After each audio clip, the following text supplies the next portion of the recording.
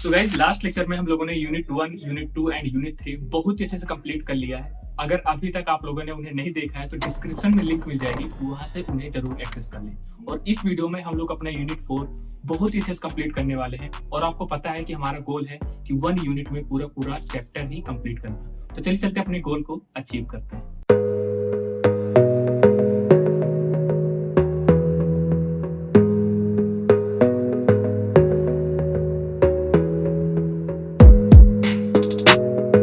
So guys, यहाँ पे अगर सिलेबस की बात करें तो सबसे पहले हम लोग अपना सिलेबस देख लेते हैं कि हमारे यूनिट 4 के अंतर्गत कौन कौन से टॉपिक हम पढ़ने वाले हैं। तो यहाँ पे अगर सबसे पहले सिलेबस देखें तो सबसे पहले जो हमारा आ जाता है OSI मॉडल। इससे पहले वाले चैप्टर में हम लोगों ने देखा था कि OSI मॉडल का थोड़ा सा एक टॉपिक आया था छोटा सा, तो हम लोगों ने यहाँ पे बात की थी कि इसे नेक्स्ट चैप्टर में पढ़ने वाले हैं। तो यहाँ पे इसी चैप्टर में हम लोग पढ़ेंगे OSI मॉडल के अंतर्गत जितने भी टॉपिक आते हैं, डेफिनेशन हो गए, लेयर्ड हो गए, इसके आर्किटेक्चर किस तरह से डिफाइन होते हैं, फंक्शनलिटी क्या है, और TCP/IP मतलब ट्रांसमिशन कंट्रोल प्रोटोकॉल मॉडल और IP एड्रेस मॉडल, ये सब क्या होते हैं, इसके बारे में डेफिनेशन, फंक्शन, वेरियस लेयर जितने भी हैं सारे टॉपिक हम इसमें कवर करने वाले हैं। और जो सबसे मोस्ट इंपॉर्टेंट टॉपिक है इसमें, OSI एंड TCP/IP मॉडल में क्या डिफरेंस है, इसे भी हम इसी यूनिट के अंतर्गत कवर करने वाले हैं। तो सबसे पहले मैं क्या करता हूँ, अपना पेन यहाँ पे चेंज कर लेता हूँ और यहाँ पे अपने टॉपिक समझना स्टार्ट करते हैं। ठीक है, तो जो सबसे पहले हमारा जो टॉपिक आ जाता है वो है हमारा OSI मॉडल। ये OSI मॉडल होता क्या है रियल में। ठीक है, तो सबसे पहले इसमें OSI मॉडल के बारे में समझे तो OSI मॉडल का पूरा नाम जो होता है वो होता है ओपन सिस्टम इंटरकनेक्शन। मतलब जो OSI है शॉर्ट फॉर्म में लिखा हुआ है OSI, इसका फुल फॉर्म अगर बात करें तो क्या होता है, ओपन सिस्टम इंटरकनेक्शन। इसे ISO international organization for standardization ने 1984 में विकसित किया था। ठीक है, और इस मॉडल में 7 लेयर होती है। कितने? 7 लेयर होती है OSI मॉडल की। वो कौन कौन सी होती है हम अभी से डिटेल में समझेंगे। तो अगर फुल फॉर्म की अगर बात करें तो इसका फुल फॉर्म क्या होता है, ओपन सिस्टम इंटरकनेक्शन। और किसने इसे डेवलप किया था, इंटरनेशनल ऑर्गेनाइजेशन फॉर स्टैंडर्डाइजेशन ने 1984 में विकसित किया था। ठीक है, और इस मॉडल में कितनी लेयर होती है, 7 लेयर होती है। तो सबसे पहला कॉन्सेप्ट हमारा यही है। अब सेकंड जो पॉइंट आ जाता है, OSI मॉडल किसी नेटवर्क में 2 यूजर के मध्य, जो भी हमारा नेटवर्क है उसमें 2 यूजर के मध्य कम्युनिकेशन के लिए एक रेफरेंस मॉडल है। क्या है, 2 यूजर के मध्य किसी भी नेटवर्क में रेफरेंस का मॉडल है, कम्युनिकेशन के रेफरेंस का मॉडल है।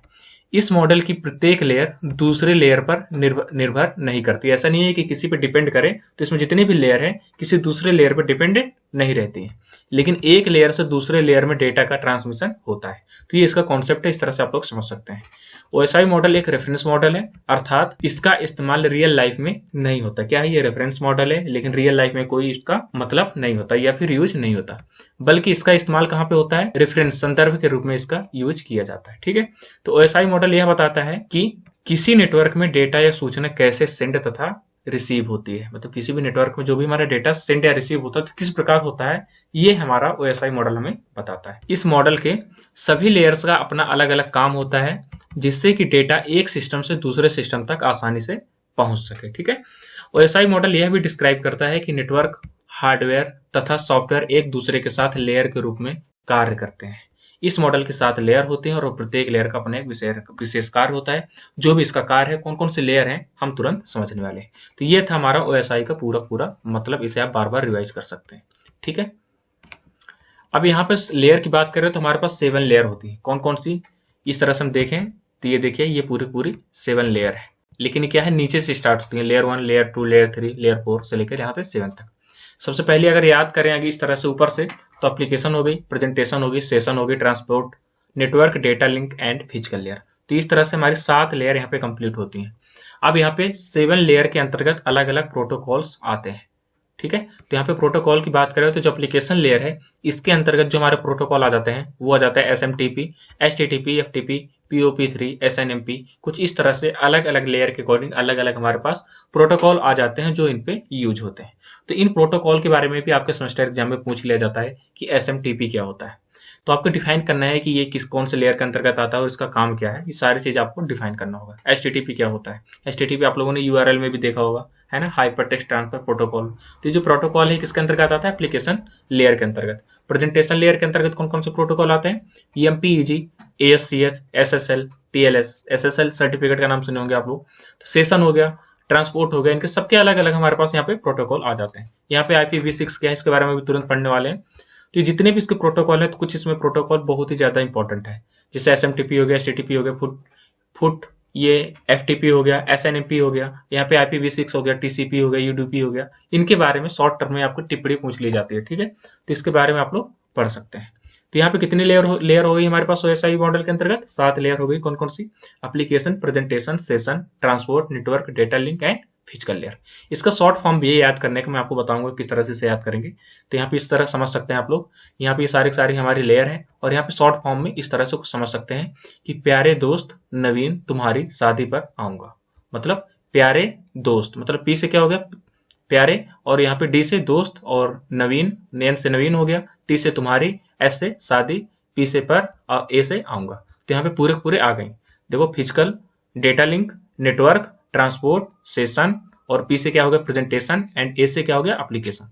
तो यहाँ पे देख सकते हैं, तो ये देखिए इस तरह से, ये टी को इससे कनेक्ट कर दो, और एन को इससे कनेक्ट कर दो, और टी को इससे ट्रांसपोर्ट से, एस से सेशन हो गया, और पी से प्रेजेंटेशन हो गया, और ए से क्या हो गया? हमारा एप्लीकेशन हो गया। सिंपल। तो इस तरह से आप लोग इसे याद कर सकते हैं। हमारे पास ट्रिक है कि प्यारे दोस्त नवीन तुम्हारी शादी पर आऊंगा, और वैसे भी शादी का माहौल ही चल रहा है इस टाइम पे, ठीक है। तो यहाँ पे पूरी पूरी 7 लेयर है, आप लोग एकदम ट्रिक से याद कर सकते हैं। और इसे क्रम में ध्यान रखना कि जो लेयर है ये नीचे से ऊपर की तरफ चलती है। देखिए नीचे से ऊपर तक, यहाँ से 1 2 3 4 5 6 7 तक इस तरह कुछ डिफाइन की गई यहाँ पे, ठीक है। तो आई होप आपको ये समझ में आ गया होगा। अब हम ये जो लेयर होती है इनके बारे में डिटेल वाइज समझने वाले हैं कि लेयर है क्या रियल में, मतलब ये फिजिकल लेयर का मतलब क्या है, काम क्या करती है ना। तो सबसे पहले यहाँ पे जो लेयर आ जाती है हमारे पास फिजिकल लेयर, एक एक करके हम पूरी लेयर को समझ लेंगे, आप लोग भी ध्यान से समझेंगे, ठीक है। तो यहाँ पे फिजिकल लेयर जो होती है, OSI मॉडल में फिजिकल लेयर सबसे नीचे की लेयर होती है। वो तो OSI मॉडल में देखें तो जो हमारी फिजिकल लेयर है कहाँ है? सबसे नीचे की लेयर होती है, ठीक है। तो पहली लाइन तो आपको यही लिख देना है। तो SI मॉडल में फिजिकल लेयर सबसे नीचे की लेयर होती है। यह लेयर फिजिकल तथा इलेक्ट्रिकल कनेक्शन के लिए जिम्मेदार रहती है। मतलब फिजिकल तथा इलेक्ट्रिकल कनेक्शन के लिए ये लेयर यूज में आती है, फिर जिम्मेदार रहती है। जैसे क्या हो गया? वोल्टेज हो गया, डेटा हो गया, डेटा रेट्स जो भी है हमारे, तो इनके सब के लिए हमारे पास फिजिकल लेयर यूज में आती है। इस लेयर में डिजिटल सिग्नल इलेक्ट्रिकल सिग्नल में बदल जाता है। मतलब जो भी हमारा डिजिटल सिग्नल है वो क्या होता है? इलेक्ट्रिकल सिग्नल में बदल जाता है, ठीक है। अब यहाँ पे फिजिकल लेयर के काम क्या है, ये तो हमारे फिजिकल लेयर के बारे में बता दिया गया है कि और क्या क्या करता है ये। अगर रियल में इसका काम देखें तो फिजिकल लेयर यह बताता है कि दो या दो से ज्यादा डिवाइस, जो अधिक डिवाइस हैं, आपस में फिजिकली कैसे कनेक्ट होती हैं। तो जो 2 या 2 से अधिक डिवाइसेस होती हैं फिजिकली किस तरह से आपस में कनेक्ट होंगे, वो हमारी फिजिकल लेयर ही बताती है। फिजिकल लेयर यह भी बताती है कि नेटवर्क में 2 डिवाइस के बीच किस तरह से ट्रांसमिशन मोड का यूज किया जाएगा। मतलब ट्रांसमिशन जो मोड होता है दोनों फिजिकल डिवाइस के बीच में किस तरह से यूज किया जाएगा, यह भी हमारा फिजिकल लेयर ही बताती है। ट्रांसमिशन मोड 3 प्रकार के होते हैं। कौन कौन से? सिंप्लेक्स, हाफ डुप्लेक्स और फुल डुप्लेक्स। तो इन नाम से आप लोग पहले से परिचित हैं, क्योंकि हमने फर्स्ट या सेकंड यूनिट में इनके बारे में डिटेल में बात की थी। अगर अभी तक आप लोगों ने फर्स्ट एंड सेकंड यूनिट नहीं देखी है तो डिस्क्रिप्शन में लिंक मिल जाएगी, वहां से आप लोग देख सकते हैं, ठीक है। तो इनके बारे में हमने डिटेल में चर्चा कर ली थी। सिंप्लेक्स क्या होते हैं, हाफ डुप्लेक्स क्या होता है, फुल डुप्लेक्स क्या होता है, ठीक है। अब यहाँ पे थर्ड पॉइंट की बात करें तो यह इन्फॉर्मेशन को ट्रांसमिट करने वाले सिग्नल को निर्धारित करता है। मतलब जो भी सिग्नल जो हमारे इंफॉर्मेशन में ट्रांसमिट करते हैं तो उन्हें भी ये निर्धारित करता है, ठीक है। फोर्थ पॉइंट की बात करें तो यह नेटवर्क टोपोलॉजी के कार्य को पूरा करता है। मतलब जो नेटवर्क टोपोलॉजी है उसके कार्य को भी ये कंप्लीट करता है, ठीक है। तो ये था फिजिकल लेयर, और फिजिकल लेयर के कार्य क्या क्या है इसके बारे में हमने यहाँ पे पढ़ लिया। नेक्स्ट आ जाता है हमारा डेटा लिंक लेयर, ठीक है। तो डेटा लिंक लेयर की अगर बात करें तो कौन सा नंबर पे हमारा आ रहा है? फिजिकल लेयर के जस्ट ऊपर, ठीक है, ये वाला। तो डेटा लिंक लेयर के बारे में समझ लेते हैं। तो यहाँ पर डेटा लिंक लेयर की अगर बात करें तो OSI मॉडल में डेटा लिंक लेयर नीचे से दूसरे नंबर की लेयर है, ठीक है। इस लेयर को फ्रेम यूनिट भी कहा जाता है। क्या कहा जाता है? फ्रेम यूनिट भी इसे कहा जाता है। इस लेयर में नेटवर्क लेयर द्वारा भेजे गए ध्यान से समझने वाली बात, इस लेयर में नेटवर्क लेयर द्वारा भेजे गए डेटा के पैकेटों को डिकोड और एनकोड किया जाता है। कौन सी लेयर से हमारे पास डेटा के पैकेट भेजे जाते हैं? नेटवर्क लेयर से। कहां से? नेटवर्क लेयर से। जो भी डेटा पैकेट भेजे जाते हैं उन्हें डिकोड और एनकोड किया जाता है। कौन सी लेयर में? डेटा लिंक लेयर में। तथा यह लेयर यह भी सुनिश्चित करता है कि डेटा के पैकेट में कोई एरर तो नहीं है। यह भी निश्चित करेगा, मतलब चेक करेगा कि जो डेटा के पैकेट है उसमें कोई एरर तो नहीं है। अगर एरर आती है तो उसे बता देगा, इन्फॉर्म कर देगा। इस लेयर की 2 सब लेयर भी होती हैं। कौन कौन सी? MAC और LLC। जिसे मीडिया एक्सेस कंट्रोल बोलते हैं, और एलएलसी को क्या बोलते हैं, लॉजिक लिंक कंट्रोल। अगर इनके बारे में आप लोग डेटा लिंक लेयर के अंतर्गत बता देते हैं तो बहुत ही अच्छी बात होगी, ये आपकी पॉजिटिविटी रहेगी, एग्जामिनर का यहाँ पे ध्यान जरूर जाएगा। तो अगर बात करें तो इस लेयर की दो सब लेयर भी होती है, कौन कौन सी, मैक और एलएलसी। ठीक है, मैक का फुल फॉर्म क्या है, media access control, media access control, और एलएलसी का मतलब क्या होता है, लॉजिक लिंक कंट्रोल। ठीक है, अब यहाँ पे डेटा लिंक लेयर में डेटा ट्रांसमिशन के लिए दो प्रोटोकॉल का यूज किया जाता है, कौन कौन से, एचटीएलसी और पीपीपी। एचडीएलसी का फुल फॉर्म क्या होता है, high level data link control, और पीपी का पॉइंट टू पॉइंट कंट्रोल। तो इस तरह से आप लोग डेटा लिंक के बारे में डिफाइन कर सकते हैं, एकदम इजी है, रीड करेंगे बहुत ही आसानी से याद हो जाएगा। नेक्स्ट आ जाता है डेटा लिंक लेयर के कार्य क्या क्या है। ठीक है, तो जिस तरह से हमारे अभी फिजिकल लेयर के देखे थे वैसे ही डेटा लिंक लेयर के भी हमारे कार्य हैं। तो यह लेयर डेटा पैकेट को एनकोड और डिकोड करता है, जो कहाँ से आते हैं, नेटवर्क लेयर से हमने पढ़ा था हमने। इस डेटा पैकेट को हम फ्रेम कहते हैं। तो जो भी डेटा के पैकेट आते हैं उन्हें क्या बोलते हैं, फ्रेम कहते हैं। कहाँ से आते हैं, नेटवर्क लेयर से आते हैं। ठीक है, और जो भी हमारा डेटा पैकेट आता है उन्हें क्या करता है, ये एनकोड और डिकोड करता है, सिंपल है। यह लेयर इन फ्रेम्स में हेडर और ट्रेलर को ऐड करने का काम करता है। ठीक है, डेटा लिंक लेयर का मुख्य कार्य फ्लो कंट्रोल करना है। इसमें रिसीवर और सेंडर दोनों तरफ से एक निश्चित डेटा रेट को मेंटेन किया जाता है, जिससे कि कोई भी डेटा करप्ट ना हो। ठीक है, तो ये जो इसका काम है क्या कर निश्चित करता है, डेटा रेट को मेंटेन किया जाता है रिसीवर और सेंडर के दोनों एंड से। ठीक है, जिससे भी कोई भी हमारा जो भी हमारा डेटा है वो करप्ट ना हो, खराब ना हो। यह एरर को भी कंट्रोल करता है। इसमें फ्रेम के ट्रेलर के साथ सीआरसी, साइक्लिक रिडंडेंसी चेक को ऐड किया जाता है, जिससे डेटा में कोई एरर ना आए। ठीक है, तो ये कुछ इसमें टेक्निक यूज की जाती है।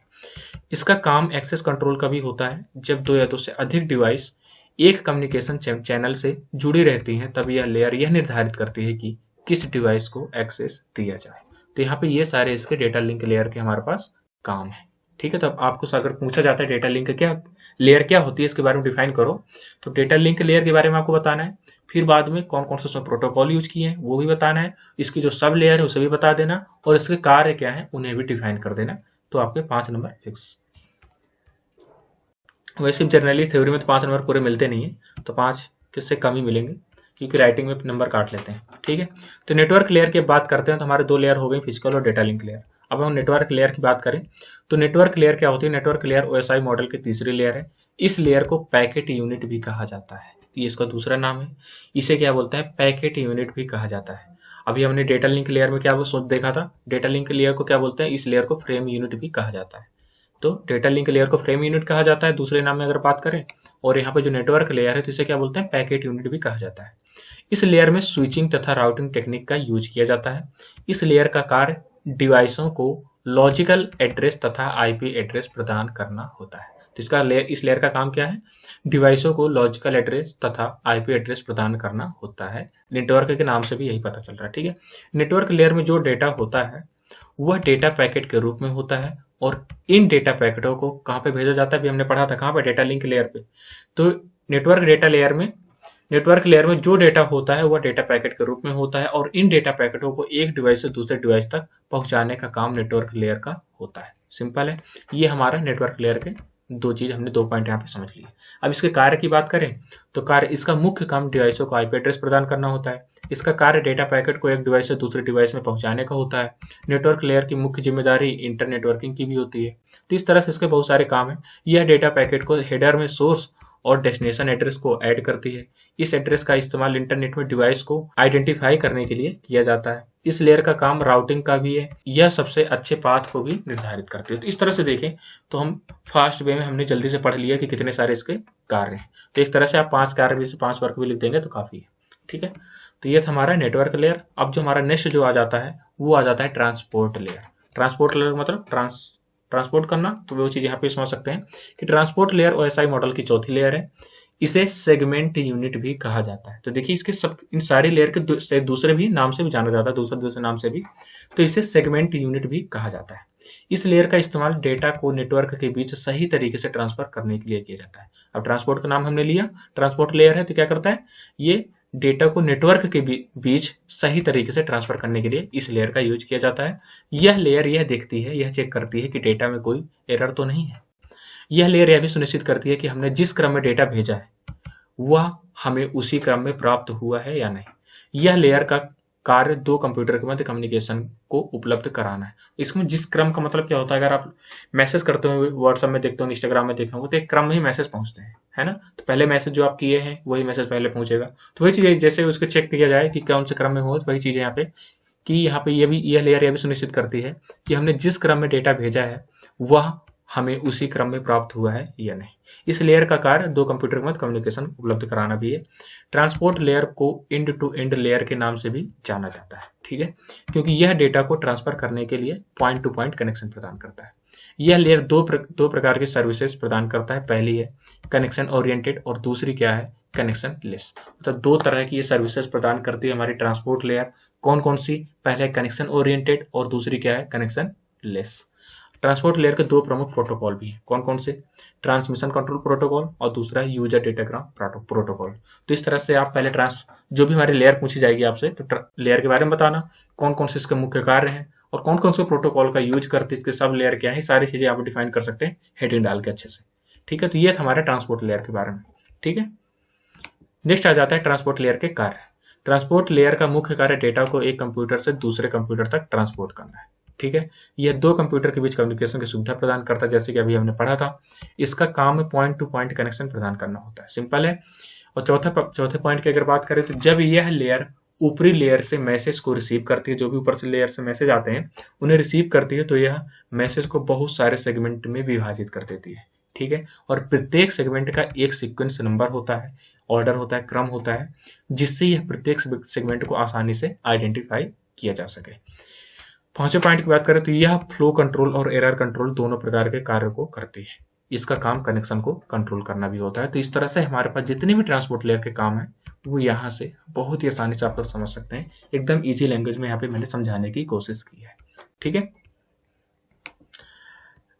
अब यहाँ पे नेक्स्ट जो हमारी लेयर आ जाती है वो है सेशन लेयर। अब सेशन लेयर क्या होती है, सेशन लेयर की अगर बात करें तो सेशन लेयर ओएसआई मॉडल की पांचवी लेयर है, जो कि बहुत सारे कंप्यूटर के मध्य कनेक्शन को कंट्रोल करती है, ठीक है। तो कौन सी लेयर है, ये पांचवी लेयर है। कौन से मॉडल की, ओएसआई मॉडल की। तो सेशन लेयर हमारी क्या है, ओएसआई मॉडल की पांचवी लेयर है, जो कि बहुत सारे कंप्यूटर के मध्य कनेक्शन को कंट्रोल करती है। सेशन लेयर जो होती है दो डिवाइसों के बीच कम्युनिकेशन के लिए सेशन प्रदान करता है, अर्थात जब भी कोई यूजर कोई भी वेबसाइट खोलता है तो यूजर के कंप्यूटर तथा वेबसाइट के सर्वर के बीच एक सेशन का निर्माण होता है ना। जो कि यूजर कंप्यूटर होता है और वेबसाइट के कनेक्शन के मध्य एक सेशन का निर्माण होता है, ठीक है। कौन करता है, सेशन लेयर हमारी करती है। आसान शब्दों में यूं कहें तो सेशन लेयर का मुख्य कार्य यह देखना है कि किस प्रकार कनेक्शन को इस्टेब्लिश, मेंटेन तथा टर्मिनेट किया जाता है, ठीक है। तो इस तरह से आप डेफिनेशन भी कर सकते हैं, हाईलाइट कर सकते हैं सेशन लेयर के अंतर्गत, ठीक है। तो आई होप आपको समझ में आ गया होगा सेशन लेयर। नेक्स्ट इसकी बात कार्य की बात करें कि सेशन लेयर के और कार्य क्या है, तो कहीं ना कहीं रहता है, इन्हीं से मिलता जुलता ही कार्य है, लेकिन यहाँ पे कार्य आप हेडिंग अलग डाल के लिख देंगे तो ज्यादा सही रहेगा, है ना। तो सेशन लेयर का मुख्य काम का अगर देखें तो दो डिवाइस के बीच सेशन को स्थापित करना है। कौन कौन से, आपके कंप्यूटर और वेबसाइट के बीच में सेशन को स्थापित करना है, मेंटेन करना है और समाप्त करना है। सेशन लेयर जो है वह डायलॉग कंट्रोलर की भांति कार्य करती है। यह दो प्रोसेस के मध्य डायलॉग को क्रिएट करती है, ठीक है। ये सिंक्रोनाइजेशन के कार्य को भी पूरा करती है, अर्थात जब भी ट्रांसमिशन में कोई एरर आती है या फिर आ जाती है तो ट्रांसमिशन को दोबारा किया जाता है, ठीक है। तो इस तरह से सेशन लेयर के हमारे कार्य हैं। अब आ जाता है हमारा प्रेजेंटेशन लेयर, ठीक है, जो कि हमारी छठवीं लेयर होगी। तो प्रेजेंटेशन लेयर ओएसआई मॉडल का छठवीं लेयर है। इस लेयर का प्रयोग डेटा का इंक्रिप्शन तथा डिस्क्रिप्शन करने के लिए किया जाता है। इसे डेटा कंपैरिजन के लिए भी यूज में लाया जाता है। यह लेयर ऑपरेटिंग सिस्टम से संबंधित है, ठीक है। तो प्रेजेंटेशन लेयर को सिंटैक्स लेयर भी कहते हैं। तो ये इसका दूसरे नाम की अगर बात करें तो प्रेजेंटेशन लेयर को सिंटैक्स लेयर के नाम से भी जाना जाता है, क्योंकि यह डेटा के सिंटैक्स को सही ढंग से मेंटेन करने का काम करता है या फिर मेंटेन करके रखता है। अब यहाँ प्रेजेंटेशन लेयर के कुछ कार्य हैं जिन्हें फंक्शनलिटी बोल देते हैं। तो इस लेयर का कार्य इंक्रिप्शन और डिस्क्रिप्शन का होता है। एन्क्रिप्शन के द्वारा हम अपने डेटा को सुरक्षित रखते हैं। नेक्स्ट जो इसमें पॉइंट आ जाता है, इसका मुख्य काम कंप्रेशन का भी है। कंप्रेशन बहुत जरूरी है क्योंकि हम डेटा को कंप्रेस करके उसके साइज को कम कर सकते हैं। तो इसका काम ये भी है कि डेटा को रिड्यूस कर देना, मतलब उसका साइज कम कर देना। यह ट्रांसलेशन का भी काम करता है, अर्थात यह डेटा को ट्रांसलेट करता है, ठीक है। तो ये थे प्रेजेंटेशन लेयर के कुछ काम। नेक्स्ट आ जाता है हमारा टॉप वाला लेयर था, 7th लेयर है, वो आ जाता है हमारा एप्लीकेशन लेयर। तो इस तरह से हमने अभी तक कितने 6 लेयर अपने कंप्लीट कर लिए और समझ लिया इसका काम क्या है और इस लेयर का मतलब क्या है। अब हमारा जो आ जाता है सबसे लास्ट वाला लेयर है वो है application layer. Application layer OSI model का 7वां सबसे उच्चतम लेयर है। ठीक है, एप्लीकेशन लेयर का मुख्य कार्य हमारी वास्तविक एप्लीकेशन तथा अन्य लेयरों के मध्य इंटरफेस कराना है। समझ पा रहे हैं? तो एप्लीकेशन लेयर एंड यूजर से के सबसे नजदीक होती है। यह एंड यूजर को नेटवर्क सर्विसेज प्रदान करता है।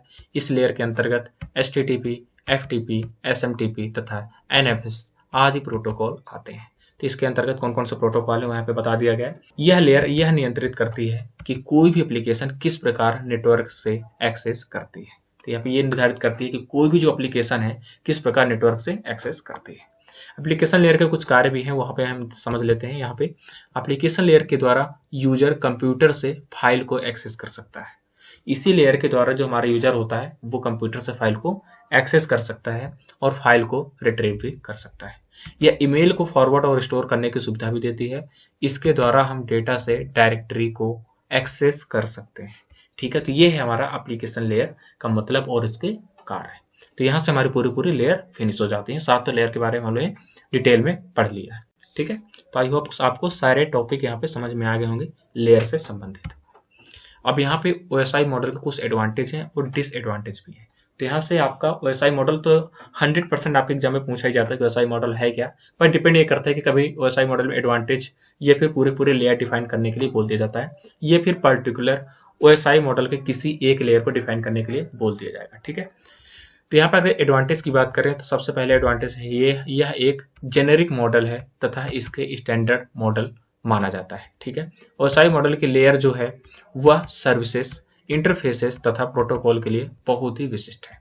ये बहुत ही फ्लेक्सिबल मॉडल है क्योंकि इसमें किसी भी प्रोटोकॉल को इम्प्लीमेंट किया जा सकता है। तो इस तरह से यहाँ पे कुछ इसके एडवांटेज है। यह कनेक्शन ओरिएंटेड तथा कनेक्शन लेस दोनों प्रकार के सर्विसेज को सपोर्ट करता है। ये डिवाइड तथा कॉन्कर टेक्निक का प्रयोग करता है जिसे सभी सर्विसेज विभिन्न लेयर में कार्य करती हैं। डिवाइड एंड कॉन्कर की टेक्निक कुछ एल्गोरिथम है, आप जब एल्गोरिथम पढ़ेंगे तो समझ जाएंगे। अगर आपके डेटा स्ट्रक्चर सिलेबस में होगा तो आप लोग पढ़े ही होंगे। कार्य करती है, इसके कारण ओएसआई मॉडल को एडमिनिस्ट्रेट तथा मेंटेन करना आसान हो जाता है। ठीक है, अब नेक्स्ट पॉइंट की अगर इसमें बात करें तो इसमें अगर एक लेयर में चेंज भी कर भी दिया जाए तो दूसरी लेयर में इसका इफेक्ट नहीं पड़ता है। ये चीज आपको ध्यान में रखना है। ये बहुत ही ज्यादा सिक्योर और एडाप्टेबल है। कौन? OSI model. ठीक है, तो ये हमारे कुछ इसके एडवांटेज थे, बहुत ही आसान लैंग्वेज में यहाँ पे कवर किए गए हैं। नेक्स्ट आ जाता है जो अब एडवांटेज है तो डिसएडवांटेज भी होंगे। तो यहाँ पे कुछ इसके डिसएडवांटेज भी हैं। यह किसी विशेष प्रोटोकॉल को डिफाइन नहीं करता है। सबसे बड़ा डिसएडवांटेज इसका क्या है कि किसी विशेष प्रोटोकॉल को डिफाइन नहीं करता है। इसमें कभी कभी नए प्रोटोकॉल को इम्प्लीमेंट करना बहुत ही मुश्किल हो जाता है क्योंकि यह मॉडल इन प्रोटोकॉल के इन्वेंशन से पहले ही बना दिया गया था। इसमें सर्विसेज का डुप्लीकेशन हो जाता है, मतलब जो भी सर्विसेज प्रोवाइड कर रहे हैं उनका डुप्लीकेशन हो जाता है। जैसे कि ट्रांसपोर्ट तथा डेटा लिंक लेयर दोनों के पास एरर कंट्रोल विधि होती है। ठीक है, ये सभी लेयर एक दूसरे पर इंटर डिपेंडेंट होती है। तो ये हमारे कुछ डिसएडवांटेज ओएसआई मॉडल के। नेक्स्ट यहाँ पे आ जाता है जो सबसे मोस्ट इंपॉर्टेंट टॉपिक है आपके इस चैप्टर में, टीसीपी आईपी और ओएसआई मॉडल के बीच क्या अंतर है समझाओ। तो ये यहाँ पे डिफरेंस पूछ लिया जाता है आपके एग्जाम में। तो एसआई मॉडल और टीसीपी आईपी मॉडल के बारे में पढ़ेंगे। तो पहले आप बस बेसिक इंट्रोडक्शन समझ लो। ओएसआई मॉडल का पूरा नाम ओपन सिस्टम इंटरकनेक्शन होता है। सबसे पहला आपको डिफरेंस ये कर देना है कि इन दोनों का फुल फॉर्म कर देना है। ओएसआई मॉडल का पूरा फुल फॉर्म क्या होता है? ओपन सिस्टम इंटरकनेक्शन होता है। और टीसीपी आईपी मॉडल का इसका पूरा नाम ट्रांसमिशन कंट्रोल प्रोटोकॉल, और आईपी का क्या होता है? Internet protocol. तो सबसे पहले में क्या डिफरेंस करना है, दोनों का फुल फॉर्म लिख देना है। फिर क्या कहते हैं, इसे आईएसओ ने विकसित किया था। ओएसआई मॉडल को किसने विकसित किया था? आईएसओ ने। और टीसीपी आईपी को किसने विकसित किया था? इसे अर्पानेट के नाम से पहले से हम लोग परिचित है क्योंकि हमने यूनिट 1 या फिर यूनिट 2 में कंप्लीट कर लिया था इसे। ठीक है, तो इसे अर्पानेट ने विकसित किया था टीसीपी आईपी मॉडल को। और ओएसआई मॉडल को किसने विकसित किया था? इसे आईएसओ ने विकसित किया था। ओएसआई मॉडल में कितने लेयर होते हैं? 7 लेयर होती हैं। और टीसीपी आईपी में कितने लेयर होती हैं? 4 लेयर होती हैं। क्योंकि जो ऊपर वाली इसमें जो लेयर होती हैं ओएसआई मॉडल पे, उन्हें कंप्रेस करके यहाँ पे टीसीपी आईपी में एक ही में कर दिया गया है। तो कैसे किया गया हम समझेंगे। तो टीसीपी लेयर में कितनी होती हैं? 7 लेयर होती हैं। और टीसीपी आईपी में कितनी होती है, 4 लेयर होती है। सिंपल है। अब यहाँ पे यह मॉडल केवल कनेक्शन ओरिएंटेड होता है। क्या है, जो ओएसआई मॉडल होता है ये कनेक्शन ओरिएंटेड होता है, और जो हमारा टीसीपी आईपी मॉडल होता है वो क्या होता है, कनेक्शन ओरिएंटेड और कनेक्शनलेस दोनों प्रकार का होता है। तो ये इनमें बेसिक यहाँ पे डिफरेंसेस हैं। बहुत ही इजी लैंग्वेज में आप लोग समझेंगे, बहुत ही आसानी से समझ सकते हैं। यह वर्टिकल अप्रोच को फॉलो करता है जो हमारा ओएसआई मॉडल होता है, और टीसीपी आईपी जो मॉडल होता है यह हॉरिजॉन्टल अप्रोच को फॉलो करता है। इस मॉडल का इस्तेमाल बहुत ही कम किया जाता है और इस मॉडल का उपयोग ज़्यादा किया जाता है। जो हमारा इस तरह समझे तो जो हमारा टीसीपी आईपी मॉडल है एक तरह से यूज में लिया जाता है। ठीक है, तो यहाँ पे ये ओएसआई मॉडल के कुछ टॉपिक थे, कुछ पॉइंट थे, और यहाँ पे ये टीसीपी आईपी के कुछ पॉइंट थे जो कि दोनों में डिफरेंस आपको दिखाएंगे। ठीक है, तो ये दोनों ये पॉइंट इसमें दोनों डिफरेंस बहुत ज़्यादा इंपॉर्टेंट है, पढ़ के ही जाना एग्जाम में। ठीक है, तो मैं आई होप आपके सारे पॉइंट इसमें समझ में आ गए होंगे। अब यहाँ पे मैं समझाऊंगा अगर कि कौन कौन से लेयर एक ही में है इसमें ओएसआई मॉडल टीसीपी आईपी में डिफरेंस की बात करें तो यहाँ पे देखिए जो हमारा टीसीपी आईपी के लेयर है यहाँ पे ये एप्लीकेशन लेयर हो गई ये वाली, और इसके बाद ट्रांसपोर्ट लेयर, इंटरनेट लेयर, और इंटरनेट ये है नेटवर्क, मतलब इंटरनेट लेयर हो गई और नेटवर्क इंटरफेस। ठीक है, तो यहाँ पे देखें तो ये जो हमारे तीनों लेयर है, एप्लीकेशन हो गई, प्रेजेंटेशन हो गई और सेशन, इन्हें तीनों को इकट्ठा ही करके एप्लीकेशन लेयर पे ही नाम दे दिया गया है या फिर डाल दिया गया है। ठीक है, और यहाँ पे जो ट्रांसपोर्ट नेटवर्क है तो यार ट्रांसपोर्ट इंटरनेट है ही, और यहाँ पे जो डेटा लिंक और फिजिकल है इन दोनों को कंबाइन करके नेटवर्क इंटरफेस में डाल दिया गया है। तो एक तरह से जो हमारी ओएसआई मॉडल की जो 3 लेयर थी उनका एक ही नाम दे दिया गया एप्लीकेशन, और यहाँ पे जो लास्ट वाले दोनों लेयर हैं डेटा लिंक और फिजिकल, उन्हें एक नाम दे दिया गया है नेटवर्क इंटरफेस। तो ये इसलिए यहाँ पे जो इस लेयर की संख्या जो टीसीपी आईपी में लेयर की संख्या है वो कम हो गई है, 4 हो गई है, यहाँ पे हमारी 7 ही लेयर है। ठीक है, तो ये है इनमें मेजर डिफरेंस। यहाँ पे कुछ इनके प्रोटोकॉल है जो कि हम प्रोटोकॉल पहले से भी समझ लिए हैं, सिंपल है। तो आई होप आपको दोनों के बीच बहुत ही अच्छे से अंतर समझ में आ गया होगा। अब बात करते हैं कि कैरेक्टरिस्टिक्स मतलब कि विशेषताएं क्या है, ओएसआई मॉडल की विशेषताएं क्या है उन्हें भी समझ लेते हैं। ये पहला पॉइंट अगर देखो तो यह मॉडल 2 लेयर में विभाजित होता है। यह मॉडल 2 लेयर में विभाजित होता है, एक अपर लेयर और दूसरा लोअर लेयर। ठीक है, इसकी अपर लेयर का मुख्यतः एप्लीकेशन से संबंधित इशू और हैंडल करती है, और ये केवल सॉफ्टवेयर पर लागू होती है। एप्लीकेशन लेयर इंड यूजर्स के सबसे नजदीक होती है। ठीक है, ओएसआई मॉडल की लोअर लेयर जो है वह क्या करती है, वह डेटा ट्रांसपोर्ट के इशू को हैंडल करती है। डेटा लिंक लेयर और फिजिकल लेयर हार्डवेयर और सॉफ्टवेयर में लागू होती हैं। फिजिकल लेयर सबसे निश्चितम लेयर होती है और यह फिजिकल मीडियम के सबसे नज़दीक होती है। फिजिकल लेयर का मुख्य कार्य जो होता है फिजिकल मीडियम में डेटा या इन्फॉर्मेशन को रखना होता है। तो ये इसके कुछ विशेषताएं हैं हमारे ओएसआई मॉडल की। ठीक है, तो इन्हें भी आप लोग पढ़ लेंगे। अब यहाँ पे टीसीपी आईपी मॉडल हम समझेंगे कि है क्या रियल में। हमने दोनों में डिफरेंस तो समझ लिया कि ओएसआई मॉडल और टीसीपी आईपी मॉडल में क्या डिफरेंस है, तो वहाँ पे भी कुछ पॉइंट हमने देख लिया था कि टीसीपी आईपी में कौन कौन से पॉइंट आते हैं, है ना, क्या क्या इसका काम होता है। तो वहाँ पे भी हम कुछ टॉपिक समझे थे और यहाँ पे हम इसे डिटेल में समझ लेते हैं। टीसीपी आईपी का पूरे नाम की बात करें तो अभी हमने पढ़ा था ट्रांसमिशन कंट्रोल प्रोटोकॉल, जिसे हम शॉर्ट में टीसीपी बोलते हैं, तथा आईपी का जो फुल फॉर्म होता है वो इंटरनेट प्रोटोकॉल होता है। ठीक है, TCP IP world wide web यानी कि WWW का एक प्रोटोकॉल है। क्या है, किसका प्रोटोकॉल है, जो टीसीपी आईपी है वो WWW, जो हम किसी वेबसाइट को सर्च करते हैं तो नीचे पहले लगाते हैं ना WWW, फिर कुछ का वेबसाइट का नाम, फिर .com, ऐसा कुछ करते हैं। तो यहाँ पे जो WWW का जो प्रोटोकॉल है उसका नाम क्या है, टीसीपी आईपी। तो इसलिए यहाँ पे बोला गया है TCP IP world wide web WWW का एक प्रोटोकॉल है जिसे हम इंटरनेट कहते हैं। ठीक है, इस मॉडल को इंटरनेट में पैकेट को सेंड करने के लिए डिजाइन किया गया है। तो किस लिए डिजाइन किया गया था, इंटरनेट में पैकेट को सेंड करने के लिए हमने टीसीपी आईपी को डेवलप किया था, डिजाइन किया था। ठीक है, TCP IP model end to end communication प्रदान करता है। इसको 1970 तथा 1980 के दशक में मध्य या फिर बोले डिपार्टमेंट ऑफ डिफेंस DOD ने विकसित किया। तो ये चीज बहुत ही ज्यादा इंपॉर्टेंट है, इस लाइन को आप लोग टीसीपी आईपी के साथ ये पॉइंट में लिख देंगे। यह मॉडल यह निर्धारित करता है कि विशेष कंप्यूटर किस प्रकार से इंटरनेट से कनेक्ट होता है और उनके मध्य डेटा का ट्रांसमिशन किस प्रकार होता है। जब बहुत सारे कंप्यूटर नेटवर्क आपस में जुड़े हों तो यह मॉडल हमें वर्चुअल नेटवर्क बनाने में हेल्प करता है, मदद करता है। ठीक है, टीसीपी आईपी मॉडल का मुख्य उद्देश्य बहुत दूरी पर कम्युनिकेशन प्रदान करना है। अगर यहाँ पे सबसे इंपॉर्टेंट बात करें तो किस लिए क्या है, जो बहुत दूरी पर कम्युनिकेशन हो रहा है तो वहां पे मुख्य उद्देश्य क्या है, कम्युनिकेशन प्रदान करना है, अर्थात हम इसके द्वारा बहुत दूरी पर स्थित नेटवर्क से भी कम्युनिकेशन कर सकते हैं। तो ये कुछ टीसीपी आईपी के पॉइंट्स थे। ठीक है, अब यहाँ पे टीसीपी आईपी में कौन से लेयर होती हैं, होस्ट टू नेटवर्क मतलब network access layer, internet layer, transport layer और एप्लीकेशन लेयर, जैसे कि हमने अभी फिगर के माध्यम से समझा था। तो ये इसकी कुछ लेयर होती है। अब यहाँ पे नेटवर्क एक्सेस लेयर, अब इनके बारे में जो भी लेयर है हमने हालांकि पहले ही पढ़ा है, लेकिन फिर भी हम पढ़ लेते हैं। नेटवर्क एक्सेस लेयर की अगर बात करें, जो टीसीपी लेयर के अंतर्गत आती है, यह लेयर टीसीपी आईपी मॉडल की सबसे निम्नतम लोएस्ट लेयर है। नेटवर्क एक्सेस लेयर यह डिस्क्राइब करती है कि किस प्रकार डेटा नेटवर्क में सेंड होंगे। यह लेयर ओएसआई मॉडल में डिफाइन किए गए डेटा लिंक लेयर और फिजिकल लेयर का एक कॉम्बिनेशन होता है। ठीक है, जैसे कि अभी मैंने बताया था, इनको सबको मिला के एक लेयर यहाँ पे बन गई है। यह लेयर एक ही नेटवर्क में दो डिवाइस के बीच होने वाले डेटा को ट्रांसमिशन के लिए जिम्मेदार होती है। इस लेयर का कार्य नेटवर्क के द्वारा ट्रांसमिट किए गए आईपी डेटाग्राम को फ्रेम्स में इनकैप्सुलेट मतलब मिला देना, इनकैप्सुलेट करना है और आईपी एड्रेस को फिजिकल एड्रेस में मैप करना है। ठीक है, इस लेयर के द्वारा प्रयोग किए जाने वाले प्रोटोकॉल हैं ethernet, FTDI, token ring, X25 frame relay. कुछ इस तरह से ये इसका कुछ नेटवर्क लेयर, हमारे नेटवर्क लेयर के पॉइंट आ जाते हैं। नेक्स्ट आ जाता है इंटरनेट लेयर। अभी इंटरनेट लेयर क्या होती है? अब ये इंटरनेट लेयर क्या होती है? यह लेयर ट्रांसपोर्ट लेयर तथा एप्लीकेशन लेयर के मध्य स्थित होती है। यह लेयर नेटवर्क में कनेक्शनलेस कम्युनिकेशन उपलब्ध कराती है।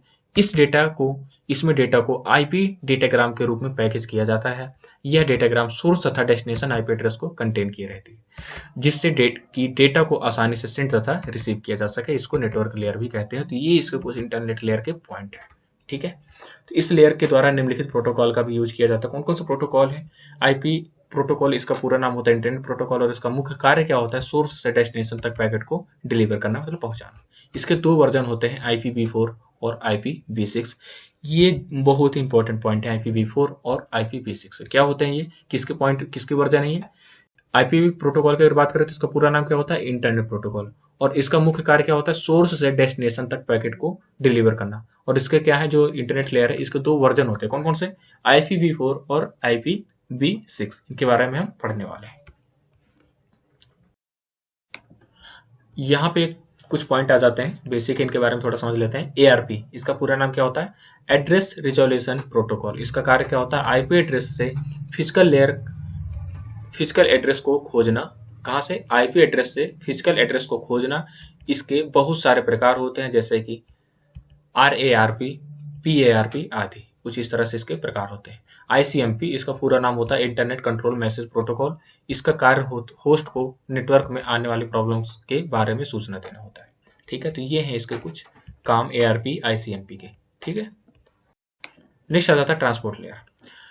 यह लेयर डेटा के ट्रांसमिशन के लिए जिम्मेदार होती है। यह लेयर एप्लीकेशन लेयर तथा इंटरनेट लेयर के मध्य स्थित होती है। तो ये है हमारी ट्रांसपोर्ट लेयर। यह डेटा की रिलायबिलिटी, फ्लो कंट्रोल और करेक्शन के लिए भी जिम्मेदार होती है। तो ये हमारी ट्रांसपोर्ट लेयर के काम है।